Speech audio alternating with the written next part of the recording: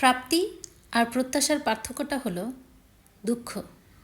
তাই নিজের প্রত্যাশাটা একটু কমিয়ে ফেলুন, দেখবেন আপনার দুঃখও কমে গেছে। আসসালামু আলাইকুম, কেমন আছেন সবাই? আশা করছি সবাই সুস্থ আছেন, ভালো আছেন। আলহামদুলিল্লাহ, আল্লাহর অশেষ মেহেরবানিতে আমরাও ভালো আছি।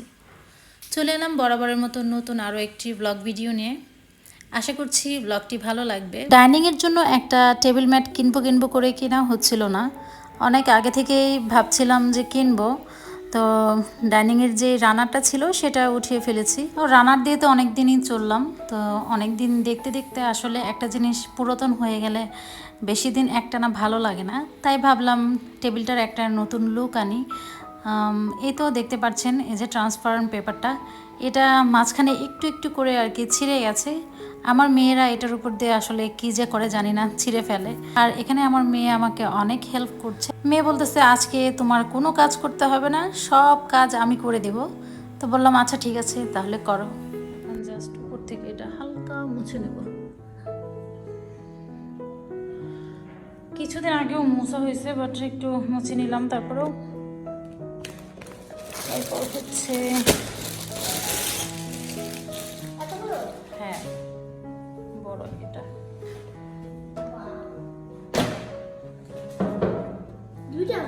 না, একটা। হ্যাঁ, ওইগুলো কাভার চেয়ারের। আমি এটা এভাবে করতে হবে। তোমার ওইদিকে টান দিতে হবে, আরো টান দাও, আরো। ওকে, এখন আমি সমান করি, দাঁড়াও। এটা তারা বাঁকা হয়েছে, একদম তারা বাঁকা হয়ে গেছে। হ্যাঁ, টানো একটু। হ্যাঁ হ্যাঁ, হালকা আর একটু। ওকে, একদম রিয়েল লাগে। তো আমি এতদিন রানার ইউজ করলাম, এখন ভাবলাম যে দেখি ডাইনিং টেবিলটার একটু লুকটা চেঞ্জ করি। আমার মনে হয় আমার ডাইনিংটা একটু চাপা, ছোট, ফুলগুলি একদম কাভার হয় নাই। যে এই পাশ দিয়ে অনেকটা বাকি আছে, এই পাশ, এরপর হচ্ছে এই পাশ অনেকটাই আছে। এটার উপরে ট্রান্সপারেন্ট পেপারটা আবার লাগাই দিব। হ্যাঁ, কারণ তোমরা তো নষ্ট করে ফেলো। কি করছো? ট্রান্সপারেন্ট পেপারটাই তো ছিঁড়ে ফেলছো, তাহলে এটা কিভাবে রাখবা? সবচেয়ে দুষ্টামি তুমি বেশি করো, ঠিক আছে? ওকে দাও, যেভাবে রাখছো ওইভাবে জাস্ট এই পাশ থেকে এইভাবে। হ্যাঁ,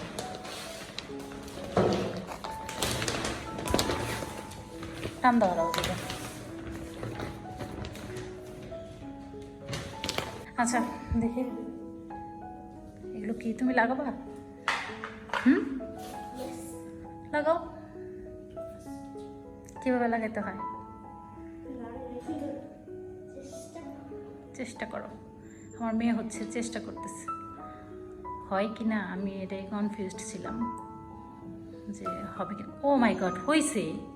আমি ভাবছি উপরে, এটা তো নিচে তো আবার চাপা, এটা হবো কি না এটা শিওর ছিলাম না। বাট নিচে চাপা থাকার কারণে এটা ঢুলা ঢুলা হয়েছে, একদম ঢিলা হয়েছে। না আমি আগে দিই।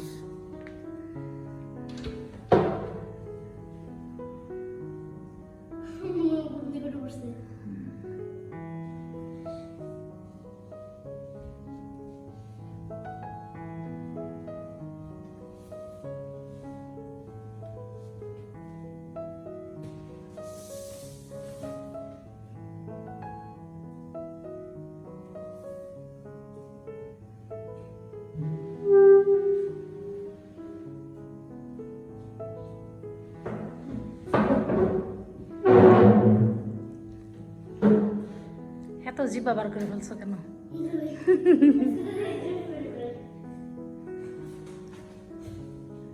আমার নতুন ডাইনিংয়ে নতুন লুকে ফিরে এসেছেন। এই যে আরেকজন পড়ে যাবে, গোলু পড়ে যাবা তো, ভিতরে আসো। ও শিট, ঘুম থেকে উঠছে। গোলু পড়ে যাবা, ভিতরে আসো, ভিতরে আসো। আমাকে তো ট্রান্সপারেন্ট পেপারটা একদম ক্লিন না, ক্লিন থাকলে এটা আরও সুন্দর লাগতো। টেবিল ক্লথটা কেমন হয়েছে তো ম্যাটটা কেমন হয়েছে জানাবেন। টেবিল ম্যাটে কিন্তু আমি অনেকগুলো দেখছি বাজারে যাওয়ার পরে, অনেক অনেক দেখছি। অনেক দেখার পর কি হয়েছে, মানে কনফিউজড হয়ে যায় বেশি দেখলে। আর বেশি কড়া কালার একদম আমার পছন্দ না, লাল চকচকে এরপর হচ্ছে কমলা রঙের এইগুলো বের করতেছিল, কিন্তু আমার এটা ভালো লাগে না। তো আমার কাছে সবগুলোর থেকে এটাই বেশি পছন্দ হয়েছে, তো এটাই নিলাম। সো এখন দেখি চুলাটা রেডি করি। এই যে চুলাটা দেখে নিয়ে আসছি, অনেক হিট হয়। এটা কোম্পানি হচ্ছে গাজি, আর এটার মডেল নাম্বার হচ্ছে GK220। সো আম্মু এখানে আসো তো একটু।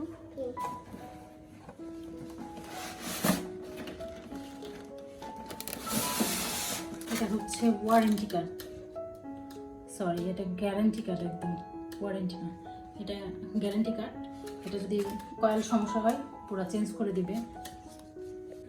নতুন একটা চুলা, কারণ আমরা যেহেতু সিলিন্ডার গ্যাস ইউজ করি, তো সিলিন্ডার ইউজ করলে কি হয়, শেষ হয়ে গেলে পরে আমাদের বসে থাকতে হয়, গ্যাস আসা পর্যন্ত ওয়েট করতে হয়।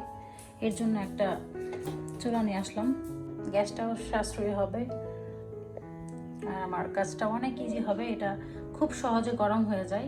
এই যে জলপাই, এটাকে এখন একটু তেল দিয়ে, এরপর হচ্ছে এই যে এটা হচ্ছে কালো সরিষা। তো কালো সরিষাটা আমি একটু হালকা ব্লেন্ডারে ব্লেন্ড করে নিচ্ছি, যে আচারটা বানিয়ে নিব। একটু আঁচটা কমিয়ে দিই। এরপর হচ্ছে ফ্রাই প্যান দিয়ে দিলাম, ফ্রাই প্যানেই করবো আমি, যেহেতু অল্প করে করতেছি এর জন্য বড় হাঁড়ি নিলাম না।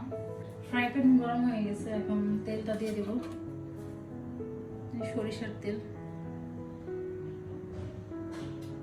এখানে হচ্ছে আস্ত কিছু পাঁচফোড়ন দিয়ে দিলাম।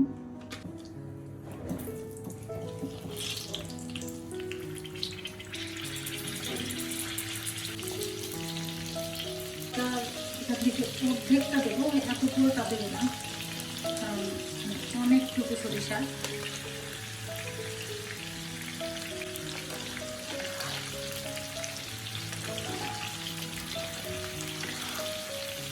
একটা কাঁচামরিচ দিয়ে দেবো। জলপাই যেহেতু সিদ্ধ করার সময় লবণ দিয়েছি, তাই এখন একটু হালকা অল্প পরিমাণে দিয়ে দেবো। এই তো আমার জলপাইটা প্রায় হয়ে গেছে। যখন এই যে সরিষাটা জলপাইয়ের গা থেকে একদম ছাড়া ছাড়া হয়ে যাবে, তখনই বুঝতে হবে যে আমার জলপাইটা আচারটা হয়ে গেছে। হয়ে গেলে কি করতে হবে, জাস্ট হচ্ছে এতটুকু। যেহেতু আমি পরবর্তীতে এটাতে আরও শুকনো মরিচ অ্যাড করবো, এর জন্য বেশি একটা মরিচ দিলাম না। এটাতে আমি একটু হলুদ গুঁড়ো দিতে ভুলে গেছিলাম, একটু হলুদ গুঁড়ো দেব, জাস্ট একটু, বেশি না।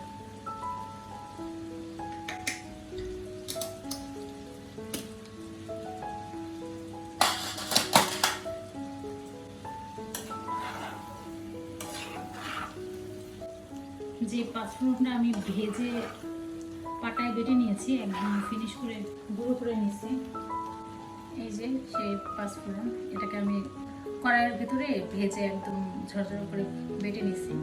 এটা এখন দিয়ে এরপর বেশিক্ষণ নাড়াচাড়া করবো না, এটার ফ্লেভার থাকা অবস্থায় জাস্ট নামাই নেব।